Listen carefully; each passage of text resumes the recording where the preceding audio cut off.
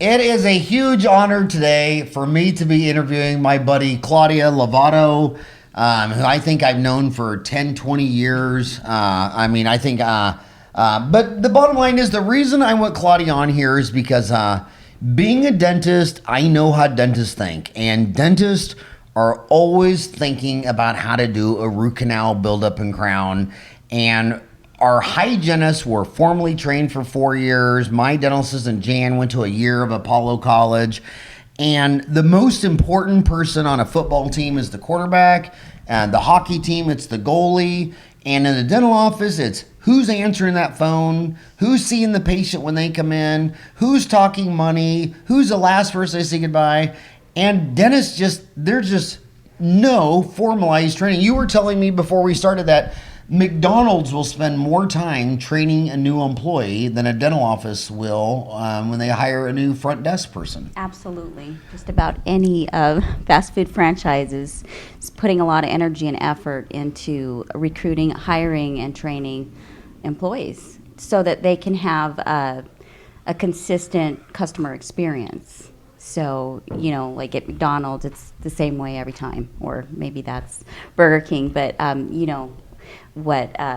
it's a customer experience. It's important to a fast food franchise.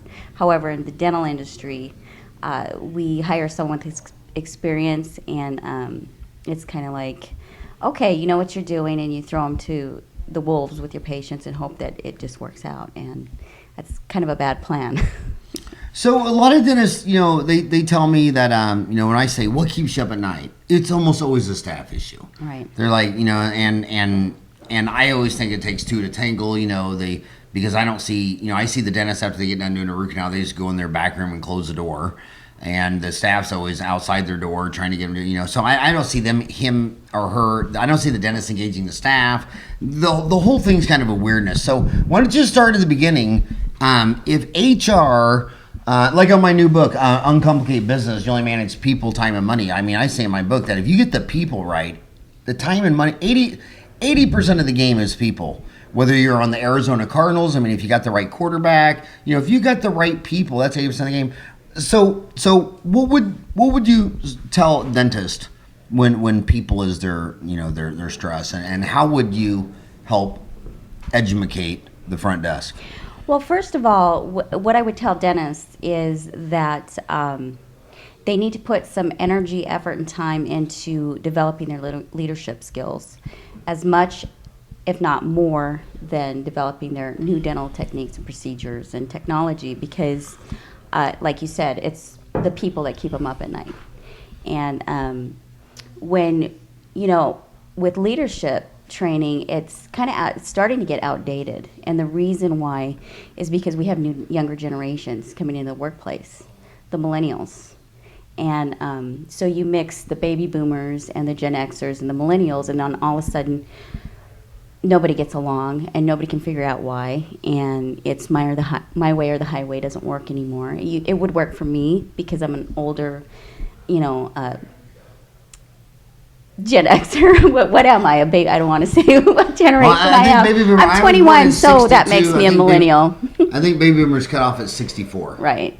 And so I'm 2 years away from the bottom of the baby boom. But yeah, they think differently. I read all the time that our generation, 25 years ago in business, people were trying to see if there were any nuances in markets and deciding differences between, say, white people or Hispanic or Asian.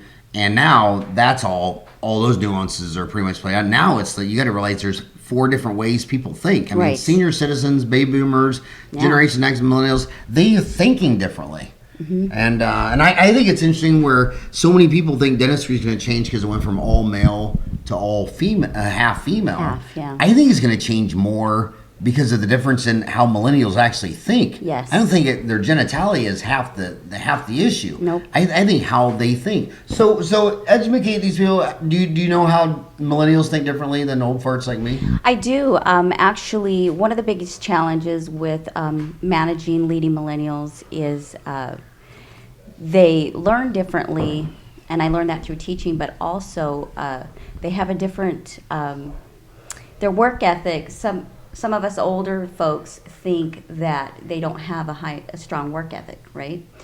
However, if we just try to understand where they're coming from, they're the generation that was raised with bribes and incentives. And so you have our leaders, our dental HR people leading this age group saying, why should I have to pay my employees more than what I'm already paying them just to do their jobs? It sounds ludicrous, right? However, this is a generation that was raised on bribes and incentives. If you do your homework, you get to play your Xbox. Everything is based on incentives for that age group. And so they have different motivators, and so you have to learn that. Now we have that generation of dentists coming out in the dental field. So they're leading that way, and then they're inheriting it. Let's say, you start a practice and right out of dental school, and you have all these different age groups, and a millennial is going to lead as if he's leading millennials, he or she. And so then you've got these baby boomers and Gen Xers, the office manager of the practice you bought, and all of a sudden that doesn't work because you have the older groups that value seniority and experience. And then you hire a bunch of millennials that are raised to be equals. They see themselves as equals even with zero experience. And so unless the leader of that practice makes it a point to tell the new hire, here's the staff and they have this much experience, they're going to help train you and establish that differentiation, they're not going to recognize that. And so that's where you have conflict between the millennials and the non-millennials when you hire this new age group. So everybody's going, why can't you guys just get along? It's not that simple.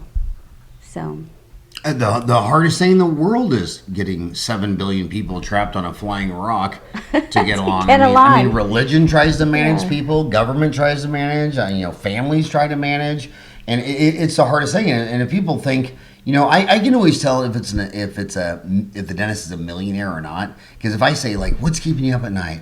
Well, I still don't know if I'm using the right sealer during a root canal. It's like, wow, if that's what you think your biggest issue is, because if you do the perfect root canal and get 3 lateral canals and a puff of sealer at the end, none of your patients know that. Right. They only measure you on how you made them feel. They don't know about a good margin, a good restoration on a posterior tooth from a bad one unless it hurts. And we're in, I got to be careful because we're both in the same town, but there's some $1 million practices out here that are notorious for horrible dentistry. Mm-hmm. And they're crushing it because they got the people is just nailed. And then there's some of the best Coase graduate, saw every video Gordon Christian ever made, and they're puttering at $300,000 a year and working 1 day a week in another clinic because they never you're only graded on the people stuff. How you on your worst employee. Yeah, you're only graded on your worst employee. Yeah. And also when I listen to you talk about this, because I'm a big fan of all your stuff, it also applies to patients. I mean, the dentist listening to this shouldn't be thinking about as my assistant or hygienist, a millennial or a senior citizen, or you should be thinking that when you're talking to a patient. Absolutely, because the patients have different motivators based on their age group. But I do want to say for the record, though, millennials are lazy. I mean, they are lazy, and wait. That's not true. Well, see, that's the problem. You just nailed it. You just nailed one of the biggest problems that dental offices. No, I'm serious. I'm glad you said that because that is our opinion based on how we were raised. So here's where it gets, it's just aha. I mean, I was teaching dental assisting. You've met a lot of my students. You've come in and met with them, and you see how my students just respect me and follow me and do whatever I say. That did not happen. They weren't naturally like that. They were awful, and I'm just throwing that out there. And when I started teaching these kids, I was like, what in the heck is going on? I couldn't get them to come to class on time. Lock the door. Okay, I'm going to throw a quiz at the minute class starts. Door's locked. If you're not here, you're not getting in and you're not taking that test, So did that work?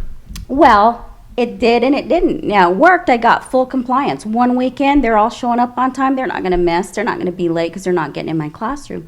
However, I taught them how to be on time through fear. So I didn't teach them how to value that. Okay, so I thought, why aren't they getting this? Because they can show up on time if I put fear into them, but that's not what I wanted. So I had to really figure out why they're doing that. Why is this behavior so chronic in these 25 students? 23 out of 25. We had a couple older people in this class. And so I look back, well, way I was raised, my parents loved me, they supported me, but their life and their schedule didn't revolve around mine. It was the opposite, which is probably how you were raised. Mm-hmm. But this younger generation, they've got the helicopter parents, and they were raised with the bribes and the incentives and the schedule. And the parents' lives revolved around entertaining them, running them here and there to their sports and their activities. My parents didn't do that. My mom went to one of my wrestling matches. I was a varsity wrestler for 4 years. She went to one match. You probably sucked. Were you a loser? Well, I was freshman year. You're a horrible freshman year, and you get better every year. Okay. But I made up for all that pain of sucking freshman year. I started all four of my boys when they were 5. So by the time they got to freshman year of high school, they were already, they were indefensible. Yeah. But my dad, I don't have any memories of throwing a football or a frisbee or going to the park. If I wanted to see my dad, I had to go to the restaurant. My dad was there when I woke up in the morning, and he was still there when I went to sleep. Right. 7 days a week. Right. And you see it in the birth rates at the end of World War II. The average woman had 5 kids. Now in the United States and Japan and all the advanced countries, almost 27% to a third don't even have one kid. If they do have a kid, it's coming out 10 years later. Right. And I've read deals where one of the fundamental reasons, like Japan has the worst birth rate problem. When people say, well, Nissan and Lexus, they use the most automation.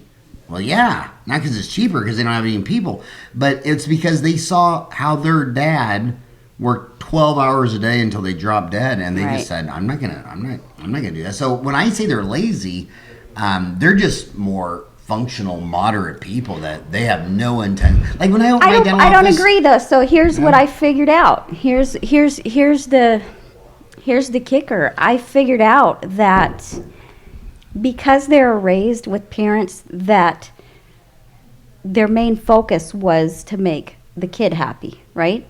So it's what's in it for me. That's their motivators. So I had to figure out what their wants and needs were and what they valued and what they were there for. As far as my students, they wanted a dental career. They wanted to be dental assistants. Well, once I got them to come to class, I was able to let them know, I'm here for you to help you reach your goals. What do you want to do? Is that what you want to do? Oh, great, because I'm the person that's going to help you do that, and we're going to have fun. And also, that age group likes to be on teams, and they like to win. They're very competitive.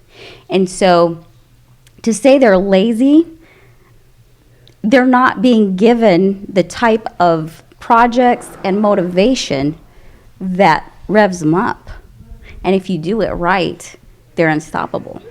Now, I want to ask you, this show is called Dentistry Uncensored. So I'm going to ask you a very uncensored, very politically incorrect question. Okay. But all the consultants will tell you about it off the record.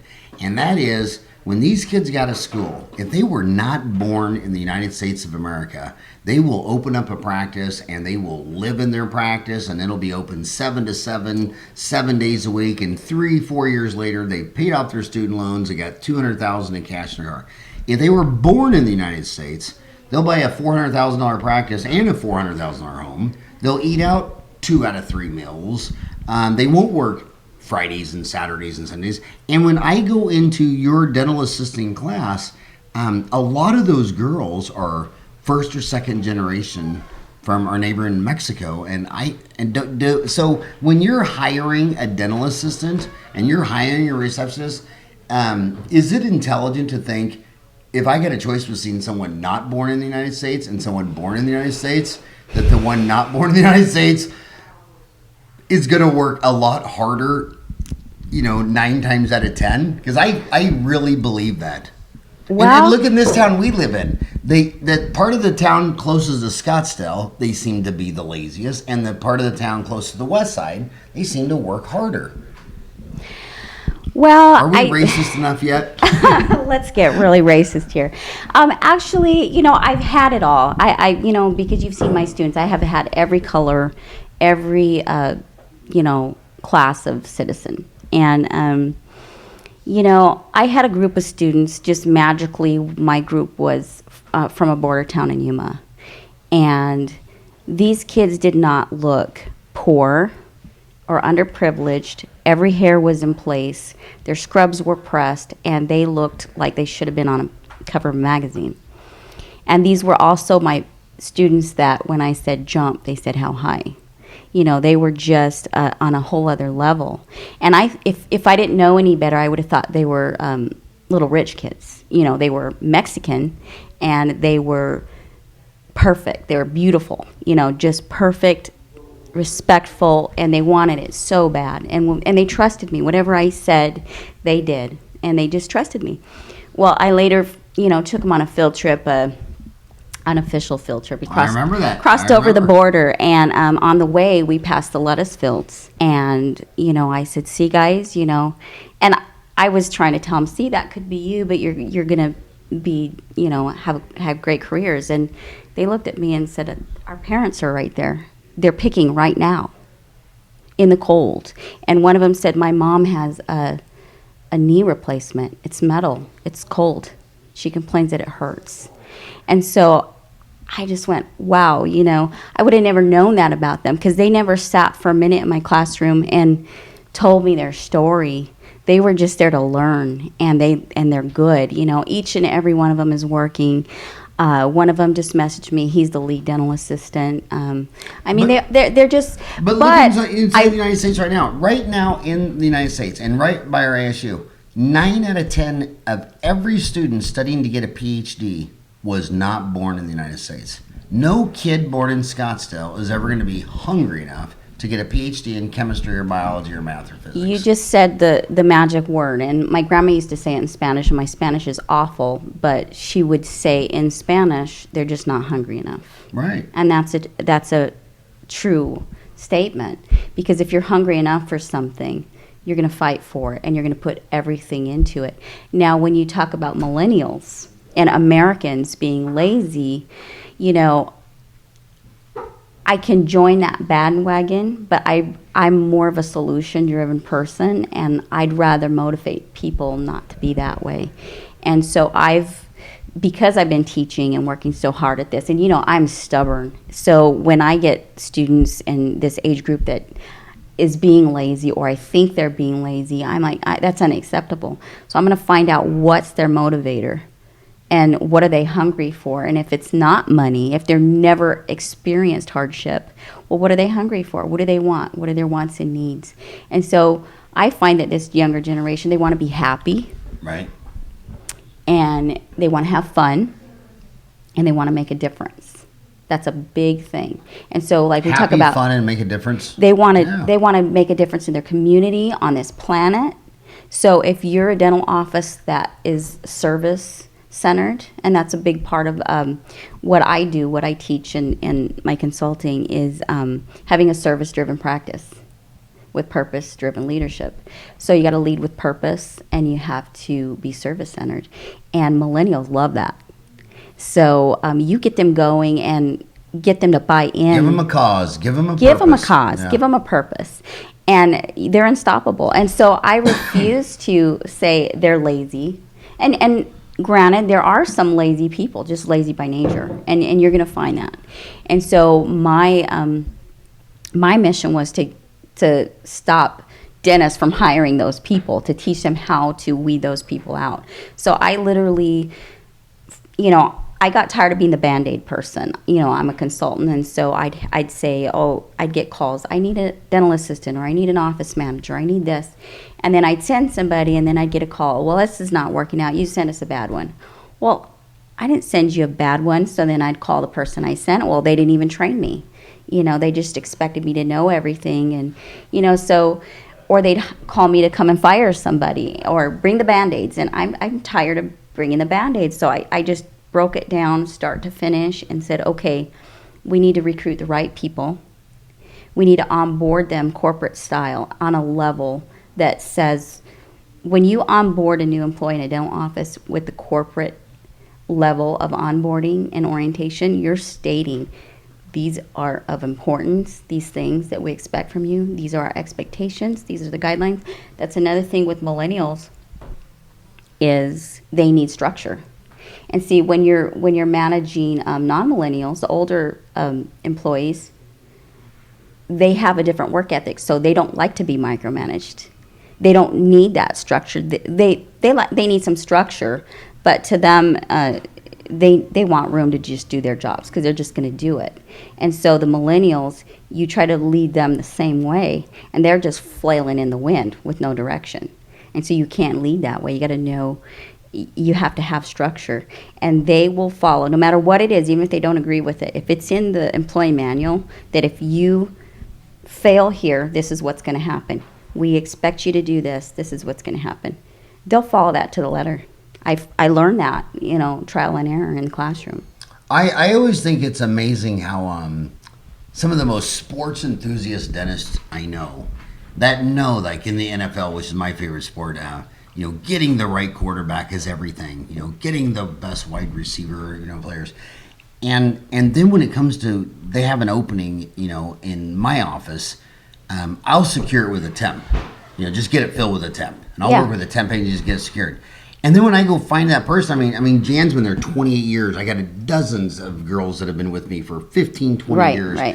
I think the last 3 employees, I interviewed 30 to 45 people for each one. I mean, I take it as serious as a Cardinals quarterback. And if I get her just right, or him just right, they may be there 10, 20, 30 years.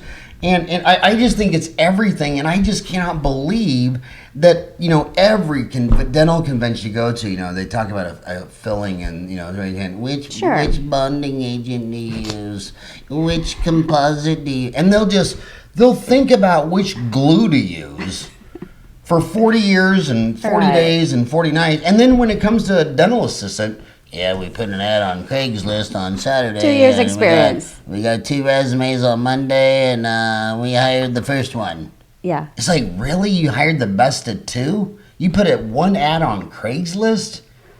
I just think it's everything because I know in my dental office, the most value-added person that's ever worked there is Jan.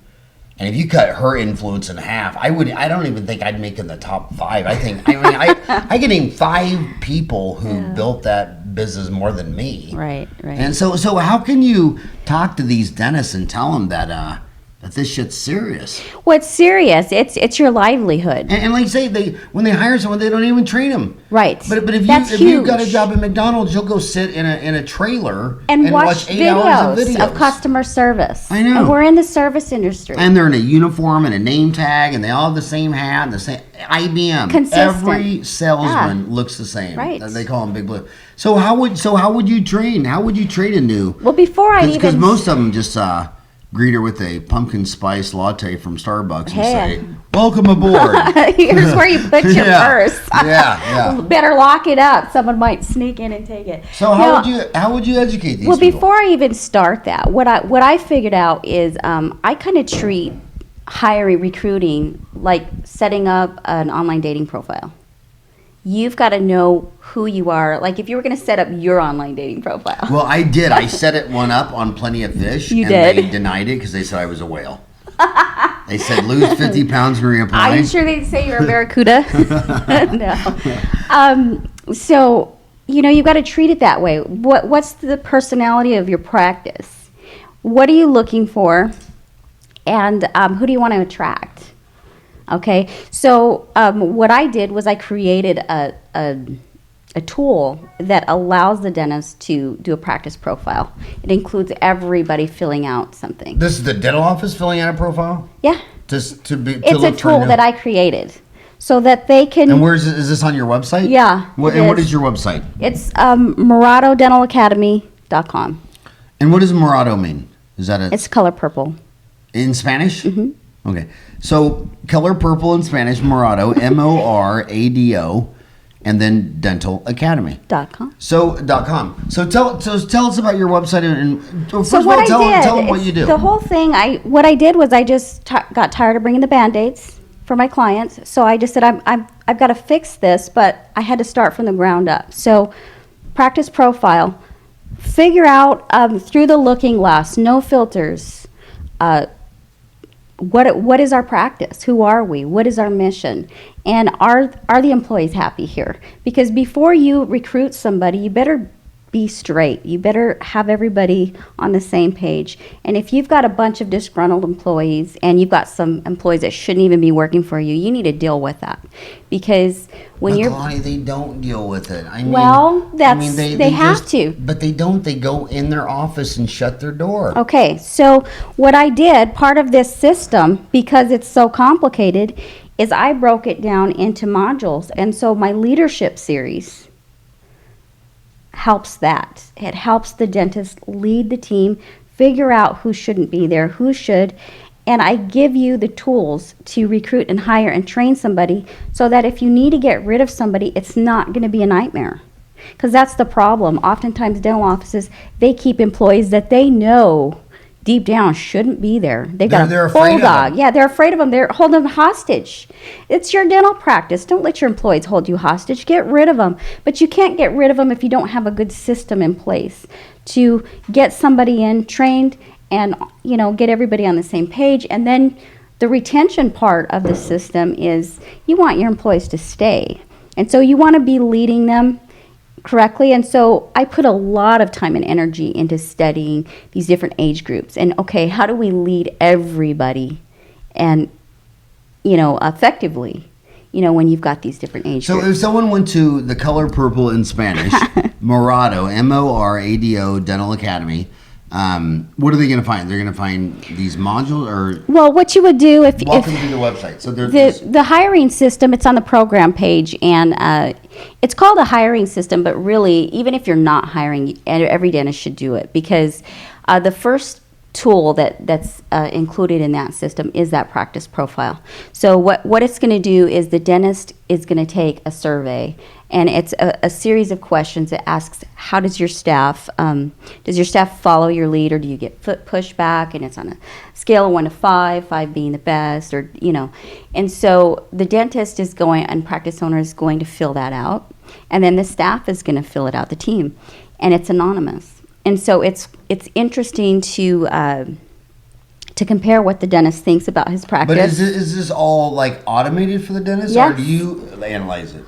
Well, the forms are automated, and then they generate graphs, and so I can look at that and say, okay, you say that your team is happy, but 75% of your team hates your gut.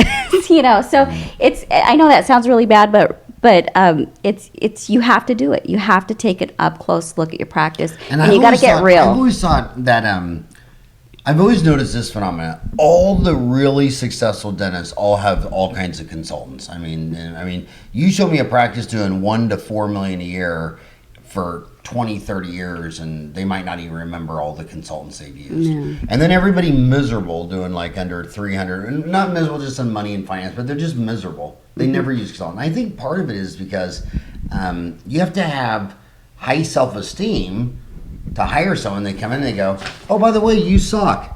Yeah, I just ran a report, and you suck. I think humans are very sensitive. It's tough. Same thing on Dental Town. Like, if someone will post a case on Dental Town. I mean, some of the most famous dentists in the world posted like one case on Dental Town, and someone just mildly critiqued it. And then I get this blistering long email, and they just ran off and cried there, and you're sitting there thinking, wow, I would imagine your bowls were a little bigger than that.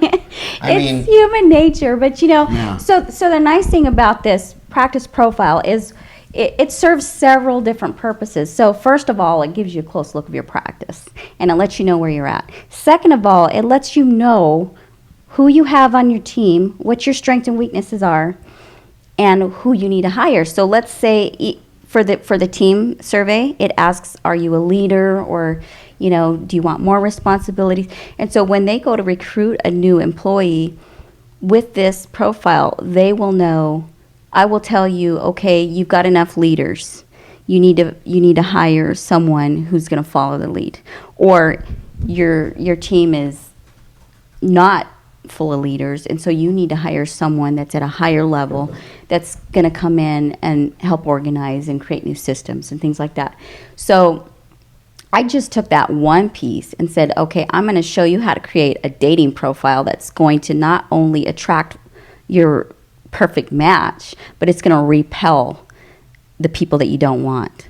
So that's going to save time and money, of course, because you don't want 30 applicants. You don't want to do 30 interviews. How about 10 quality? Turnover. Right, and you don't. How expensive is staff turnover? You know, Claudia, this has never happened to me, but in this town, and you know as well as I do, I mean, there's a half dozen offices within 5 miles of where you're sitting that the dentist walked in there and fired the whole damn deal. I mean, it was literally clean house. I mean, fired 100% and said, starting over. What are some red flags or intervention before you have to fire the entire staff? because I've had to do that. I've had to do that. Yes, it's awful. It's awful. I imagine firing I don't want to do that. And firing all the employees. Yeah, you're shut down. 2 weeks. Let me restaff you. You don't want to do that. So why did you have to do it? The cancer was too spread, or yeah, sometimes it is. Yeah, and sometimes you got like a divorce. You know, it's too much. I had one client, we had to shut the office down for 2 weeks and restaff. And what do you think leads to that, I guess, you know, this lady's driving to work. She's 25. She's got, you know, 2 hygienists, you know, or 2 receptionists, 2 assistants, a hygienist. When you're just out of school the first 5 years, you're spending all your time just trying to learn how to make root canals, fillings, crowns, and all that other stuff. What are some red flags to the younger dentists that you're not paying enough time on HR? What are some red flags that maybe the employees aren't as happy as they could be? Red flags, sick calls. People calling in sick. People showing up to work late. You know,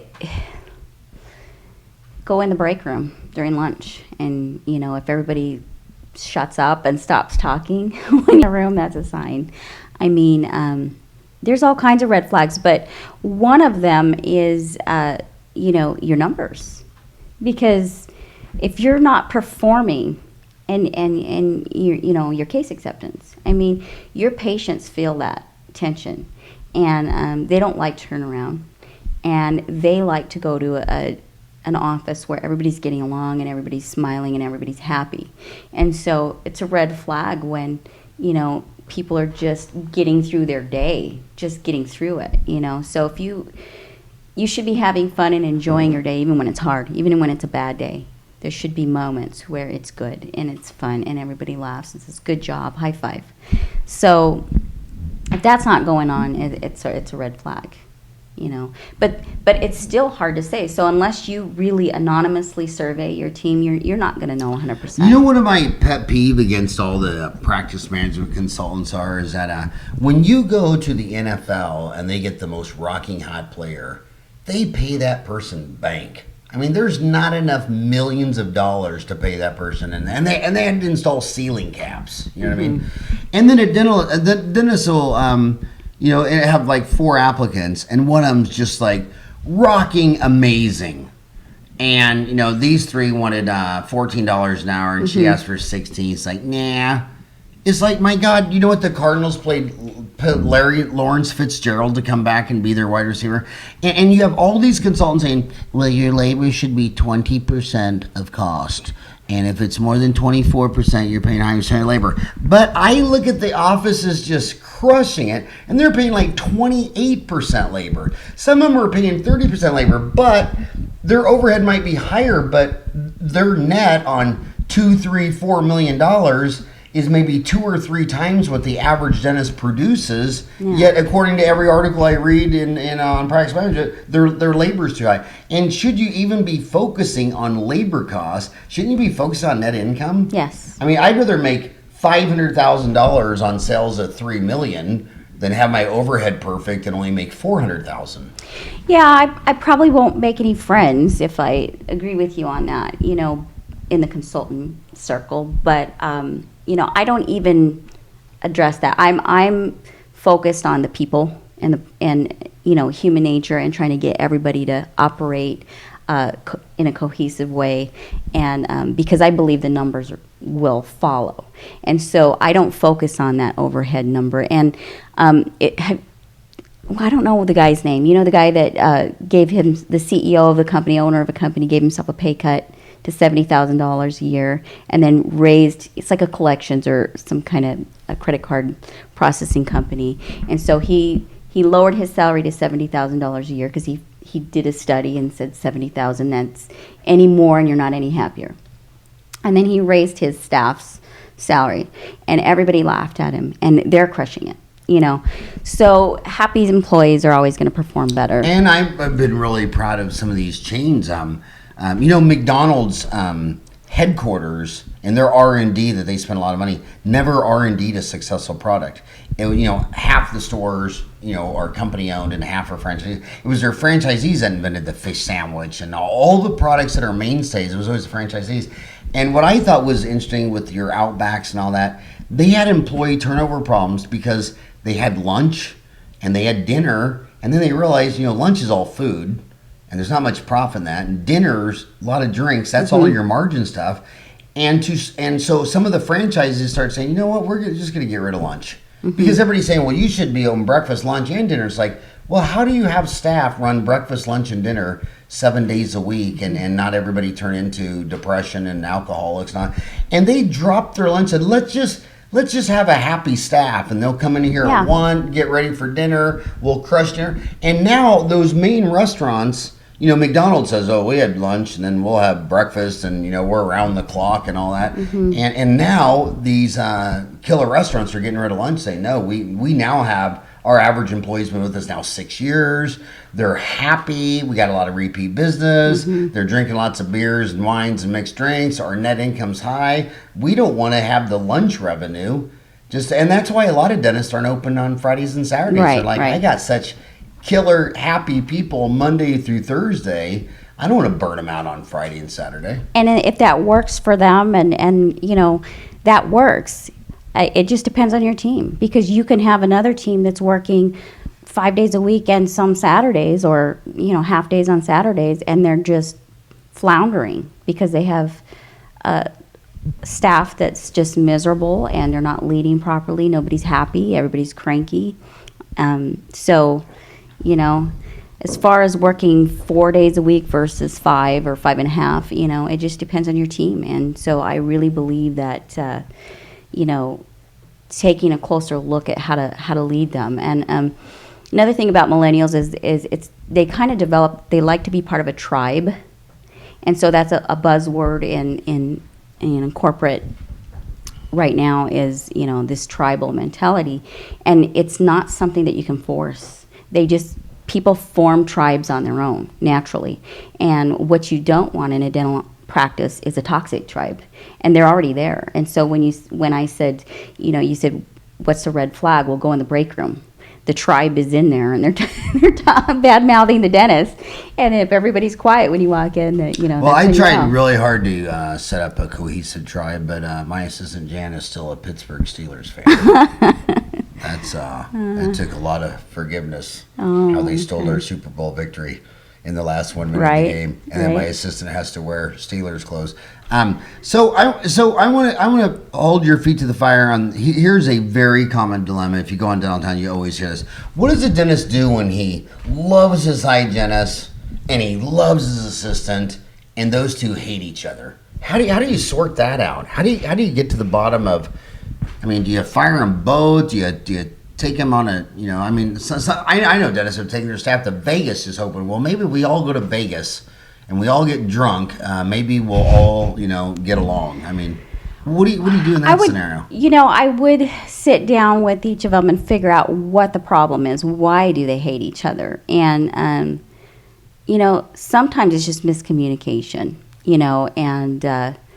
but oftentimes I feel like a lot of problems within a dental practice are the lack of leadership, where here's what happens to the staff and when people don't get along.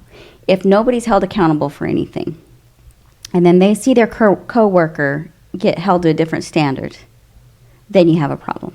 Or if they see their coworker not pulling their weight, and everybody feels like they're working harder than everybody, right? That's a problem. Well, if the leadership's there and everybody, there's that structure, and it sounds like a lot more work for the leader, whether it's the dentist or the office manager, it's just too bad. You just have to do it. You have to suck it up, and you have to hold everybody to the same standard, hold everybody accountable, because oftentimes the conflict between employees is the lack of direction and the lack of leadership, the lack of accountability. So then they take on that burden and stress that the leaders should be taking on. Because when there's no leadership, the employees start, rather than focusing on their jobs, they're focusing on, oh, she's late again. And nobody even said anything. And I had to turn on all the equipment. Or, oh, she's dodging a chart, she's dodging patients. Now I've got to take that PITA, And so when leadership isn't there holding their feet to the fire, okay, so there's a conflict. When you go into an office, what's easier, to take a dentist who's not a leader and develop them into a leader, or just say, let's just have the dentist stand on a rheostat all day and go after office manager? I think both the office manager and the dentist need to take the leadership. But what percent of the offices do you even say have an office manager? Ooh, that's a good question. What do you think? 80%? Do you have an office manager? I'd say 20%. Really? But see, you're a consultant, so you're going in the offices. I mean, the only people that call consultants are the ones going for it. Yeah. And everyone not going for it, they don't have the management. Raise their hand. You're right, because of the dental so in your world, you probably see 80% a lot of office because managers. you're always in a practice going for it. Right. I've always thought that was the strangest thing. You're right. You hit on something. Everybody that needs you won't call. Everybody that doesn't need you gets you just for a return on investment. Right. So I think that dental practices that don't have an office manager, they're struggling. The dentist is trying to do the dentistry and lead to people and do the books and everything. It's a DIY nightmare. And so it can be done. What's a DIY? Do it yourself. Oh, okay. Do it yourself. That'd be like me trying to cut my own hair. It's hard talking to millennials. Right. So I think dentists that try to lead and do all that themselves, it can be done, but it takes as much effort and energy as learning a new procedure. I mean, you want to do it well. Don't you want to do it at least as well as Taco Bell, if not better? There's people driving to work right now. The podcast users are all multitasking, right? And every email starts off saying, I got an hour commute to work, love your show, blah blah blah. So talk to that. I believe some consultants, like coaches, would be a nightmare fit. Some would be great. I went through several personal trainers before I found a swim coach that I love, and a bike coach and all that stuff. What's your perfect dentist? What's your perfect? What do you solve? I mean, you're not going to go there and teach them how to do apicoectomies on failing root canals. Nope. What do you like to fix? Who's your perfect dentist client? My perfect client is someone that recognizes that they need help, and they're solid enough to admit that, because only fools avoid asking for help. Smart people always ask for help. But need help in what area? Managing the people, leading their people. And I'm sorry to say it, but it all boils down to people. No matter what you're selling, no matter what you're doing, no matter what service you're providing, it always boils down to people. And so my ideal client is going to take that seriously and not be so sensitive to the fact that that first step is the hardest, taking that close look at your practice and your people and seeing what they really think about the practice and you, and vice versa. And so my ideal client's going to do that, take that first step and say, let's do this, because that means you're all in, you're going to take it seriously and work on leading people, because the dentistry alone is just not, someday I sort of got a droid from Star Wars named R2D2 who's going to do the dentistry. I mean, right. You know the CAD cam, how you put in a block yeah. and rolls out the crown, yeah. and now they're printing a crown. Right. They're already running a prototype of a device that goes in and preps the tooth. So all your stuff about a crown prep, right now they're testing automation, but people are just so complex. Monday, I had a person who had an existing patient, wasn't even a new patient, had 30 minutes of talking and questions before I could even lean back and look at his Yeah. And we end up, his 1 hour appointment, all we did was talk. I mean, I didn't even do anything. And I'm just sitting there, and when he left, I was just like, God, people are complex. I mean, I could have fixed all 3 of his teeth in that hour. But I didn't bill anything. You know, there's nothing to bill. I mean, I spent an hour in his mind. And I think dentists actually take their patient more serious in that scenario than trying to manage their team. Right. And what you want is a winning team. You know, you want to recruit like a football team. You want the players to be the best of the best. And you also want to give them everything they need to do that. And you want to lead them properly. You can't just hire a winning team and then just sit on the bench and put your head down and read the plays. I go into all these places, and they have the Walkie Talkies, the Motorola's. And this one, I took a picture today. It was a Kenwood. I remember Kenwood stereo systems from 30 years ago. So I thought they were all Walkie Talkie, but Kenwoods. My office, we couldn't live without our Motorola Walkie Talkies. Why do I think it's so awesome at our Today's Dental? Why do you see it at so many restaurants? And you know, when I was little and I went to Disneyland, when I took Ryan, my son, there to Disneyland the first time, you always saw Disneyland employees running as fast as they could across the park on, you know, who knows what they were doing. Now everybody's just calmly, we lost a kid. He's in a red shirt, blue shoes. What do you think of inter-office communication? Do you think, because when I even say it to a dental office, I mean, the first thing they're going to say is, there's no way I want to hear all that talking in my ear. And I always think, well, do you want to really run around the office all day? I mean, is it very common? No. It's not very I think common. you guys are a little more into technology. I mean, you have loops for all your employees. I mean, we shot a video at your office, and I was in there checking out all your techie stuff. And I think if your assistant hygienist don't have loops, I mean, then why don't you just fire her and hire Stevie Wonder? Hire someone with cataracts. I mean, if your hygienist doesn't need loops, I mean, just like in math, you know, you check your math equation by inversing it, you know, and I mean, 2 times 2, you know, just inverse it. I mean, if your hygienist doesn't need loops, well, then just think about it the other way. Would you hire a blind hygienist? Right. So as far as the communication, I think it's great. I like the walkies, but I think you can have effective communication without it too, you know, so. What about morning huddles? Every office should be doing that. I'm what percent shocked of the offices do you think are doing it? You know, lately. Just the ones you see.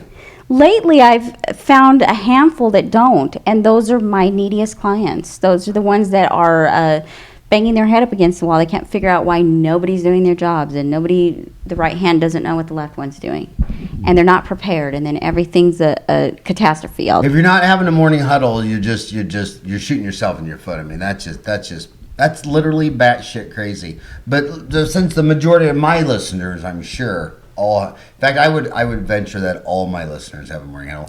But so why don't you go into the morning huddle? How long should it be? What should be discussed? What do you recommend in a morning huddle? In a morning huddle, you should be talking about the patients that are on the schedule and their needs. If you have anyone with special needs, or you have a certain patient that prefers a certain hygienist or an assistant, or if you have patients that need to.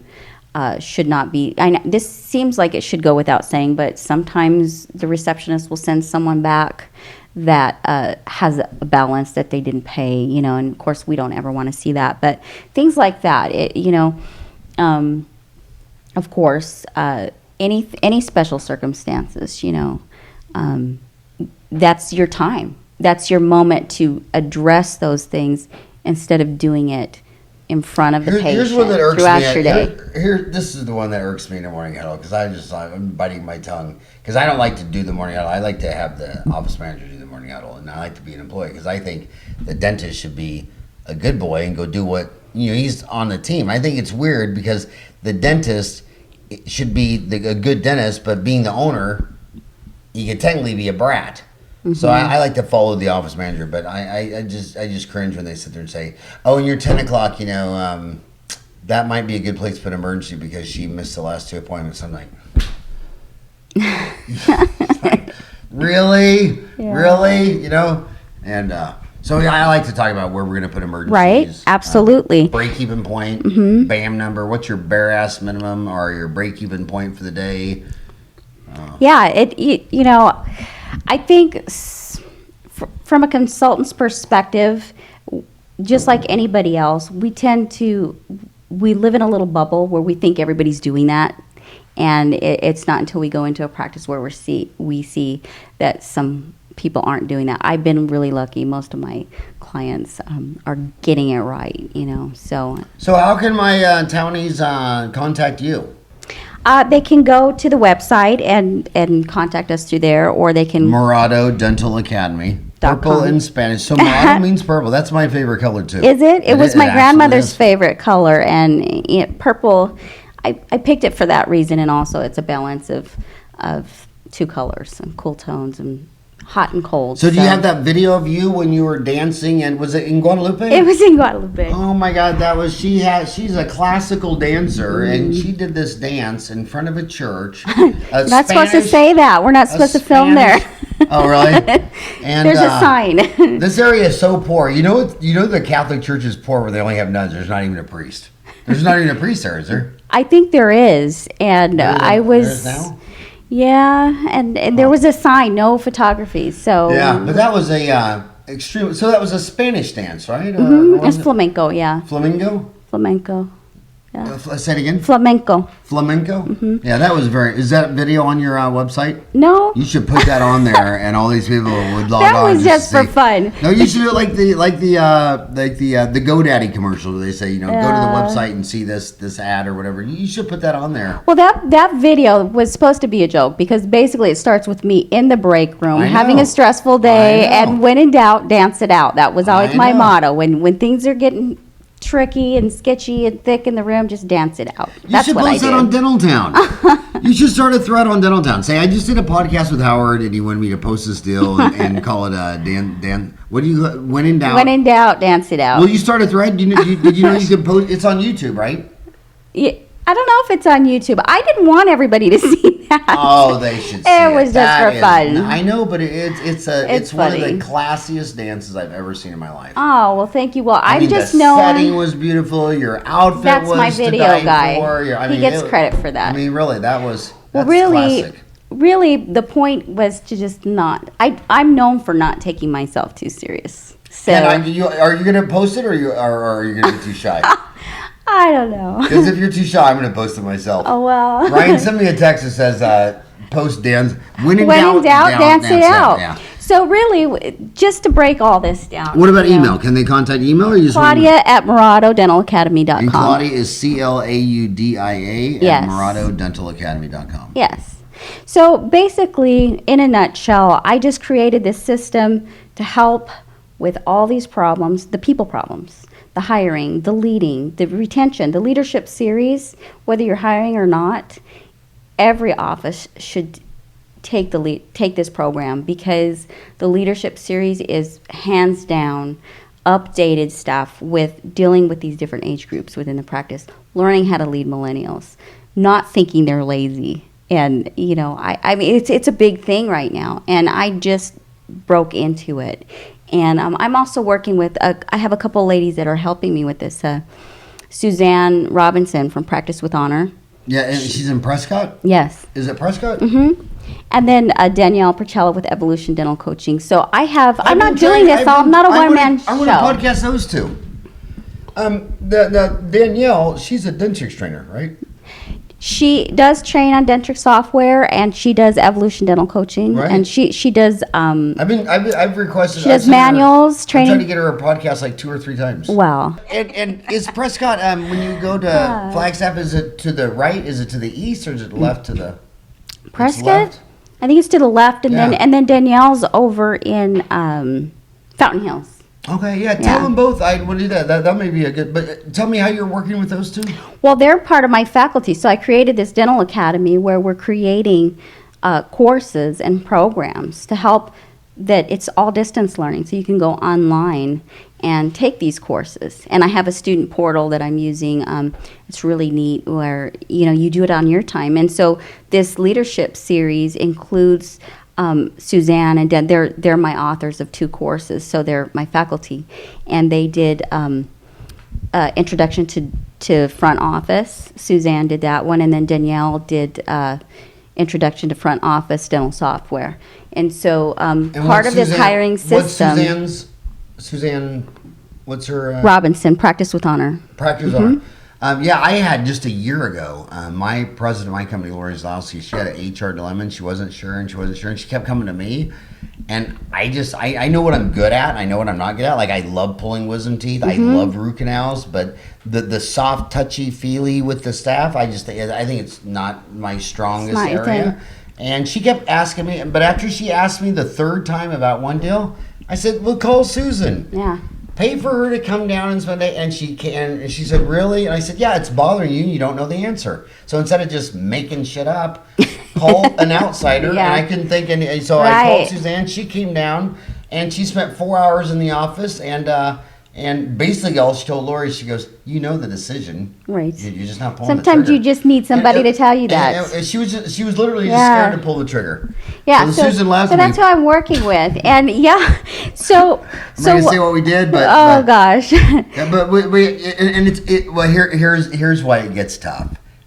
It's easy to sit there when someone's been with you 6 months or 3 months and say, you know what, this isn't really working out. You know, I'm going to give you the freedom to go find something that fits you better. Spread your wings and but fly. when someone's been with you 10 years, and people change. Yeah, I mean, they people do. change. I got 5 sisters. I mean, you got kids. I mean, people change. And so I think if your first impression is set in lead, you love somebody for years and years and years, but the last year or two, something's totally not right, and sometimes people change. And sometimes I think there's a song about that on iTunes somewhere. Sometimes they just need to move on, and you need to give them that opportunity to move on. And part of the thing that I address is the reason why dentists don't let that person go, not only because of the history and the loyalty, but they don't have the system in place to recruit, hire, and train a new person without all the frustration and headache that goes along with that. And so that's what stops them from making that decision and pulling the trigger. And so what we did is... The 3 of you. Danielle, what's her... Danielle Percella with the C. Danielle Percella, is that Italian, and Suzanne or Italian or Italian? I think it's Italian. And then Suzanne Robinson and Practice with Honor. And that's not everybody, though. I have pulled all of my dental superstar friends, Mary Beth Bahornis, Missy Fryer, all these people that know their stuff. We all... I podcast interview Missy Fryer. I did Mary... I don't think you did Missy, but I know you did Mary Beth. Yeah. Will you tell Missy I want to podcast her? Sure. And since those other 2 women are local, would you either come back with them and we have a roundtable? Absolutely. Or would you want me to podcast interview them each individually? It's up to you. But no, it's up to you. Whatever you think would be better. I know they're great resources. That's why I chose them to work with and collaborate with. And so what I've done here is I brought in some superstars and said, okay, let's do this right. Let's do it solid, start to finish, no more Band-Aids. Let's tackle this problem from the inside out. And so that's what we did. And then we're just going to keep adding to that. And that's all on your website? Mm-hmm. So all those superstars are on your website? Right now, what they've done is they've created courses within that hiring system. So it's a bad name. I should do a contest, name my course, because hiring system just doesn't sell it. It's way more than that. It's the training and it's the leadership. The leadership series has 4 courses on it that is just going to teach a dentist or a office manager, both. Anybody with a leadership role should take those 4 courses. And I think the most interesting thing that you talked about today is people want to talk about what's the difference between managing a boy or a girl managing a boy or a boy. That's a low hanging fruit. But what's bizarre is how they think differently. You can't see that, and it's not just a 53-year-old dentist trying to relate to a 24-year-old assistant. But it's also 24-year-old dentists are buying these practices, And these ladies have been in this small town of Salina, Kansas, in this practice for 30 years, and they're all 50 to 65-year-old women, and they're looking at this 25-year-old dentist like it's a freak. Yeah, and they eat the them young alive. Dentist, so the young dentist has to reverse engineer what they're seeing, and they don't even know what to do with that. And the worst thing they do, we're over time, but the worst thing that happens in these offices, they go into a small town, they buy this nice practice for $400,000-$600,000, and these 3-4 ladies have been there for 25 years, and a month after they buy the office, they all quit. And that looks so bad. It's terrible for the patient base. The whole town's like, oh yeah, when Dr. Good retired and that new doc came in, it all went to pot. Everyone quit in a week. And then they're trying to build their practice on Facebook and Twitter in a town of 5,000 That's where not going to work. Everyone knows that everyone quit the minute you walked in. So honestly, in fact, I would say that your value, I would say the most value of your courses would be if I'm going to buy this practice for $400,000 to $600,000, before I bought the Arizona Cardinals football franchise, I want to know who my players were. Right. And before I plop down $400,000 to $600,000 for an office, I'd like to have someone like you, or Suzanne, or any of these great people saying, Who am I buying? I mean, all the relationships are with these 5 ladies, and those 2 girls at the front desk, and those 2 assistant hygienists. They're all 40 to 60 years old, and we're in a small town. I think it's twice as important in a small town as it is in L.A. or Boston. And if I was going to buy a rural practice, I would want, and I was under 30. I'd want someone, I'll just say over 30. Are you over 30 yet? 21. 21? Did you read my profile? She did. She's put 21 on her age. But I would want to, if I was a young dentist buying a practice and a bunch of ladies have been there 20, 30 years, I'd want somebody in there saying, these are the people you're buying, and these are the landmines, and this is what you got to navigate, because everybody in this small rural community, they think those 5 ladies are greater than sliced bread. Well, and I make it easy for you. I don't even have to come into your office. I created the tools online, the forms, the e-forms, for you to do yourself, for you to have the team do themselves. Anonymously, they're going to speak openly without fear. And because everything's worded in a way that I can extract that information and get to know who they are and what makes them tick without having them be fearful that they're going to lose their positions. And so these surveys are meant to do that. All right. Well, email her, Claudia at MoradoDentalAcademy.com. Claudia, seriously, it was an honor that you drove all the way from Gilbert today to come I went really far. Thank you very, very much. And thanks for all the help you've given me over the last 2 decades. Thank you for all that you do for dentistry. And you got to post that dance video. If you don't, I'm going to post it because it was just so classic. Oh, so thank good seeing you. Thanks, Howard.